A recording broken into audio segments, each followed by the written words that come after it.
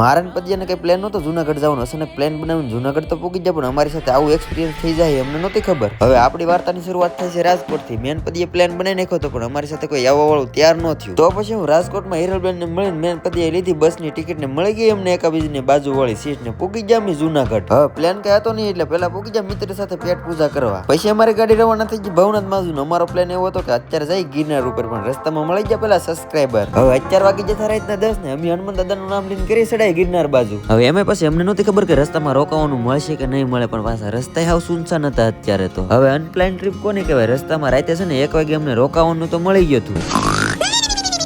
હવે રાતનો જુગાડ તો થઈ ગયો તો. સવારે 6 વાગે સાય મળી ગઈ ને ઉભા થઈને થઈ ગયા હાલતા. પણ યાર અમને નહોતી ખબર કે સવારમાં તમારી સાથે કંઈક આવું થઈ જાય. તમે જોઈને કમેન્ટ કરીને મને કહી દેજો.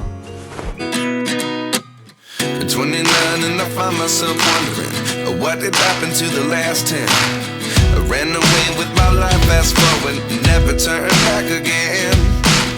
It's kind of funny that the તો યાર તમારે જ કમેન્ટ કરીને કહેવાનું છે કે અનપ્લાન ટ્રીપમાં મજા છે કે નહીં. મેં તો અહીંયા બેઠા બેઠા છે ને ખાધું સપ્રેશન, યુ નો એપલ. હવે 1-2 મિનિટના બ્લોગમાં બધું તો ન કહી શકું, એટલે ફૂલ વિડીયો આ ચેનલમાં છે ને હું કોઈ જશે ને રોપવેમાં નહોતો બેઠો તો મેન પદુભાઈ ટિકિટ લઈને બેસી ગયા રોપવેમાં પહેલી વાર. થોડીક વાર બીક તો લાગતી પણ મજા આવી. પછી કર્યા ભવનાથ મહાદેવના દર્શન. હવે ઓરડા વર્ષની મહાશિવરાત્રી તો કંઈક અલગ જ લાગે છે ને તમે કોની સાથે અનપ્લાન ટ્રીપ કરવા માંગો છો કરી જો ને આ રીલ શેર. હવે દર વખતે નહીં કહું, વ્લોગ ગમ્યો હોય ત્યારે ફોલો કરતા જાજો જરાક.